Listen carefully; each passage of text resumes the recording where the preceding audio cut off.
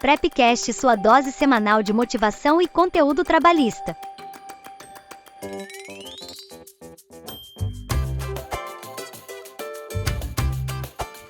E aí, minha galera linda, como vocês estão? Os ouvintes e minhas ouvintes aqui do nosso Prepcast. Vamos falar sobre notícias do MPT. Essa semana separei aqui 3 notícias para a gente debruçar alguns pontos, para a gente entender mais a dinâmica de atuação do Ministério Público. Então vamos lá para o nosso cardápio de notícias da semana.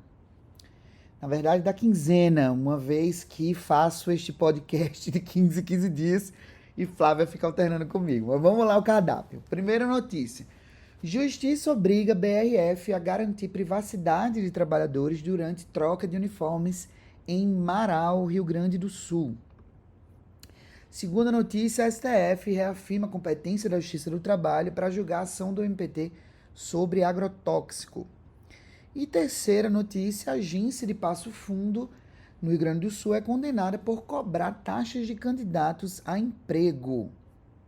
Então essas são as nossas 3 notícias. Vamos iniciar com o caso da BRF, que é a Justiça obriga a BRF a garantir privacidade de trabalhadores durante troca de uniformes em Marau.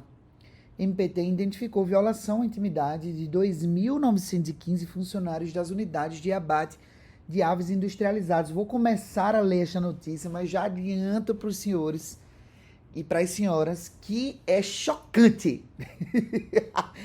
Não é crível, não é possível que em 2025 a gente esteja vivendo isso. Vamos lá. A Justiça do Trabalho de Marau concedeu liminar, determinando que a BRF adeque os seus vestiários para garantir a privacidade dos trabalhadores durante a troca de uniformes. Nesse caso, o MPT, em conjunto com a Secretaria de Inspeção do Trabalho e outros órgãos, constatou que os trabalhadores são obrigados a se despir em área comum, formando filas em trajes íntimos para receber uniformes higienizados. E aí vamos de aspas, né? Uma parte da ação. Os trabalhadores permanecem despidos em fila ou são obrigados a utilizar uma roupa pessoal por baixo para a preservação da intimidade.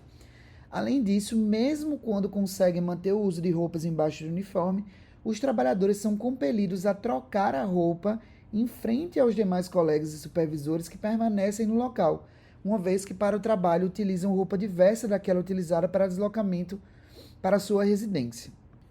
Nos setores com exposição ao calor, o uso de roupas adicionais torna-se impraticável devido ao mal-estar causado pela temperatura.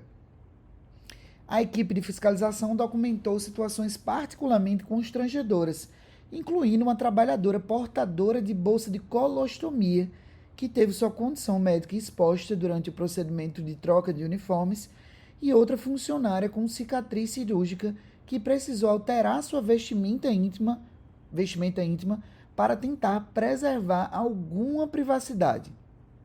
Gente, olha só que loucura, né? Você imaginar, e aí são quase 3.000 funcionários, você imaginar que você vai ficar de cueca ou de calcinha e sutiã na frente dos seus colegas e, pasmem, qual é a solução? A construção de um vestiário. Um vestiário, claro, com uma logística, porque são muitos funcionários, mas um vestiário para preservação da intimidade dessas pessoas. E aí a gente tem que ir para uma linha meio semiótica, simbólica, porque a gente está diante de um frigorífico que tem uma esteira de produção, que a gente sabe como é algo que... Eu não sei se vocês já assistiram um documentário chamado Carne e Osso. Se não assistiram, assistam. A atividade econômica, né, o desempenho dessas funções dentro de um frigorífico, por si só, essa função ela já é muito desgastante, física e emocionalmente. E você comunga, você acumula essa essência com a exposição da intimidade para outras pessoas. Você vai ter que ficar de cueca ou de calcinha e sutiã, ou na pior das hipóteses, ficar com alguma outra roupa, caso você não queira ser 100% exposto, e depois colocar uma vestimenta e morrer de calor lá nesse trabalho. Tudo isso, para mim, só reforça essa ideia de uma lógica de descartabilidade das pessoas, sabe? Que já é algo um pouco da essência dos frigoríficos, mas quando você vê isso, em que cenário essa empresa achou que era razoável colocar as pessoas em fila com exposição de roupa íntima, sem a construção de vestiário? E não estamos falando de uma pessoa física ou de uma microempresa. Nós estamos falando de uma unidade que processa 400 toneladas de frango e 350 toneladas de produtos industrializados por dia. Por dia. E que teve em 2024 um lucro líquido de 3,7 bilhões de reais. É chocante. É uma coisa assim inacreditável que essa lógica da descartabilidade simplesmente despreze a condição do ser humano para necessidades mínimas, né? Isso aqui é o básico do básico do básico do básico. Então é essa linha mais semiótica mesmo de simbologia, que para a empresa os trabalhadores são apenas objetos que são importantes para o desenvolvimento da atividade econômica. Agora, se é João, Maria, José ou Francisca, ou se é Catarina, Laura ou Jorge, pouco importa. Se essa pessoa vai ter doença ocupacional, se ela vai ter algum acidente mais grave, se ela vai ter sua intimidade exposta, ninguém tá nem aí. Porque se não quer, tem quem queira. A ideia é essa mesmo, principalmente quando a gente fala.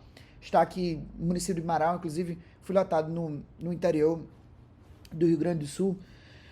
A gente está falando de uma cidade pequena, né? Que quando você tem uma grande atividade como essa, o entorno dessa cidade, a cidade do entorno vive um pouco em razão ou em virtude dessa empresa, que aqui é uma BRF numa planta muito grande, né? 3.000 funcionários. Então é isso. Não quer, tem quem queira, e é assim que a banda toca. Mas aí temos, então, o Ministério Público do Trabalho que chega atuando para resolver o básico. Mas, enfim, é essa notícia.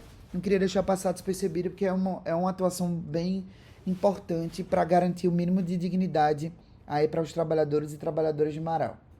Segunda notícia, a STF reafirma a competência da Justiça do Trabalho para julgar a ação do MPT sobre agrotóxico.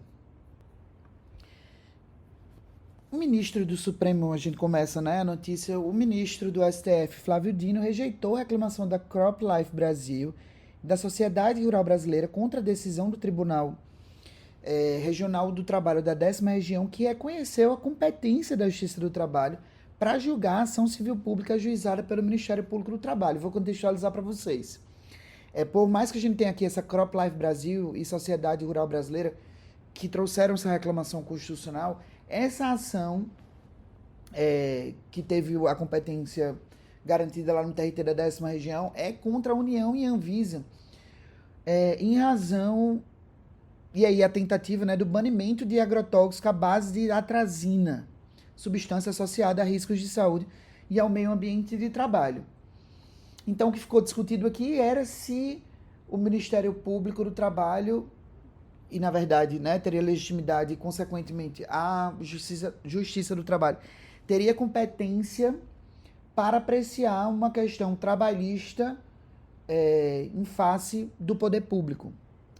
Eu quis trazer essa ação, esse caso aqui específico, um pouco para também jogar luz, holofote e glitter em Flávio Dino, que está salvando minimamente o STF em matéria trabalhista, e para destacar uma decisão importante de manutenção da competência da Justiça do Trabalho quando estamos diante de questões laboroambientais, ou seja, relativas ao meio ambiente do trabalho, mesmo que vinculado ao poder público. E aí ele, Flávio Dino, faz uma diferenciação entre o que fora decidido na ADI 3395, que é a exclusão da competência da Justiça do Trabalho, nos casos em que há uma discussão não ambiental de trabalhadores com vínculo estatutário. Não é o nosso caso aqui, que a gente está diante de uma questão de meio ambiente do trabalho, cuja jurisprudência do STF já é muito bem consolidada através da súmula 736, pela competência da Justiça Trabalhista, mas que em tempos como esse nunca se sabe quando essa jurisprudência eventualmente poderá ser revista. Então, muito importante a decisão. Queria jogar um pouco de luz em Flávio Dino, que tem tido decisões excelentes, inclusive em matérias de pejotização. Uma coisa também que a gente tem discutido muito no curso de segunda fase é sobre a utilização de reclamação constitucional, que parece que vira um sucedâneo da Justiça do Trabalho, e aí a gente vai subindo até o TST e depois a gente vai para o STF, e na verdade isso não existe, né? Muitas das questões que são trazidas por meio de reclamação constitucional, inclusive, precisam de apreciação de prova oral. Por exemplo, como é que você vai discutir pejotização sem discutir prova oral?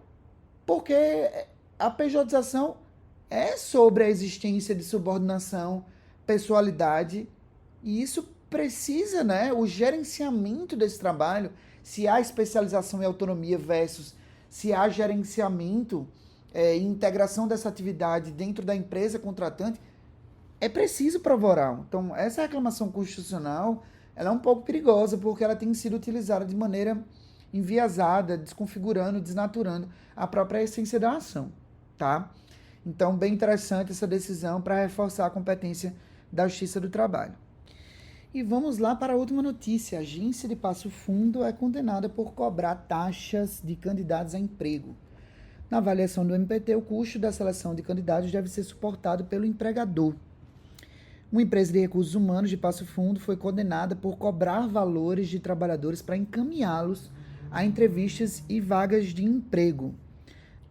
As taxas cobradas eram de R$ 95,00 na abertura do cadastro, mais 30% do primeiro salário, ou de R$ 170,00 na abertura do cadastro, que teria validade de 6 meses.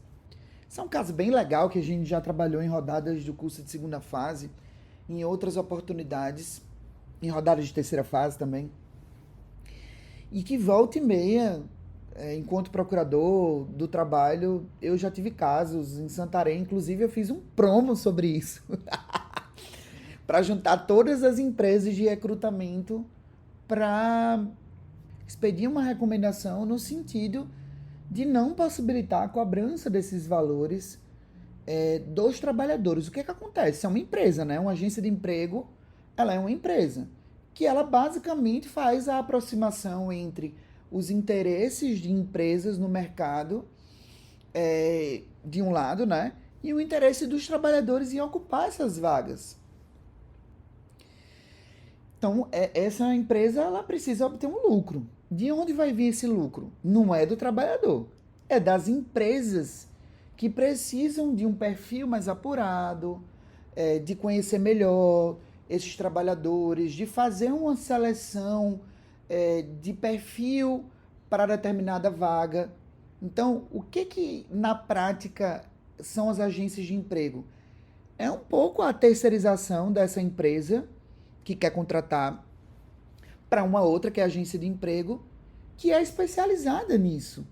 Então, a gente está falando sobre recursos humanos, a gente está falando sobre recrutamento, a gente está falando de uma prestação de serviço para uma empresa.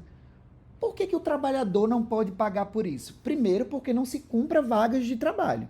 Isso aqui na essência do direito do trabalho. Quando a gente vai discutir a CONAFRET, a gente fala sobre o princípio da não mercantilização do labor humano, que isso está nos anais do direito do trabalho e é uma regra muito bem consolidada. Mas, claro, não só por um princípio que tem uma densidade um pouco mais difusa, mas também porque a gente tem a Convenção 181 da OIT que versa sobre o assunto, sobre agências de emprego, e veda essa cobrança. E se a gente for prestar bem atenção, na lei de trabalho temporário, que tem um pouco essa ideia, né? Então, eu tenho uma empresa que, em razão, por exemplo, de uma licença maternidade de uma empregada minha, eu preciso ocupar temporariamente essa vaga. Então, preciso de alguém aqui para ocupar a vaga da licença de maternidade que a minha empregada está usufruindo. Você contrata uma empresa de trabalho temporário e ela vai disponibilizar esse trabalhador. A lei de trabalho temporário fala justamente sobre isso, sobre a impossibilidade de cobrança dessas empresas de trabalho temporário para os trabalhadores. Esse pagamento é feito pelas empresas que querem ter essa vaga de trabalho preenchida, né? Então, bem interessante essa atuação, é algo que acontece na prática e que a gente trabalha no curso de segunda fase e terceira também. Então, é legal ver na prática, de fato, acontecendo aqui através de uma notícia do Ministério Público do Trabalho. Então, é isso que a gente tinha para nossa semana, o nosso Prepcast. Espero que tenham gostado da seleção das notícias.